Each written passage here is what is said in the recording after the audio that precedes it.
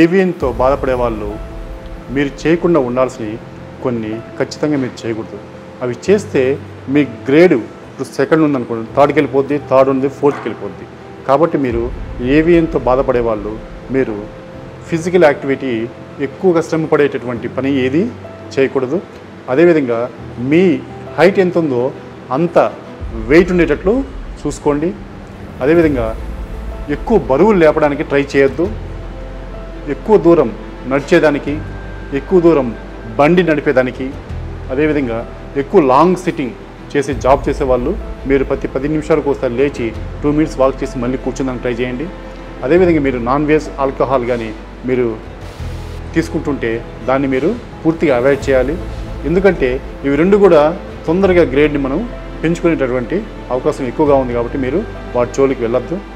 అదేవిధంగా మీకు ఇన్ఫర్మేషన్ ఎక్కువ ఉండి లింపింగ్ కానీ ఎక్కువగా ఉంటే మీరు ఖచ్చితంగా మీరు లేటెస్ట్ ఎక్స్రే ఒకటి తీసి నాకు వాట్సాప్ చేసి పంపించండి. లేదు మీరు లోకల్ అయితే మీరు నన్ను డైరెక్ట్ కన్సల్ట్ అవ్వండి, మీకు సరైన సజెషన్ చేస్తాను. హిప్ జాయింట్ బాల్కి బ్లడ్ సప్లై చేసేటటువంటి ట్రీట్మెంట్ మన దగ్గర ఉంది. మీరు ఒక్కసారి నన్ను కన్సల్ట్ అవ్వండి.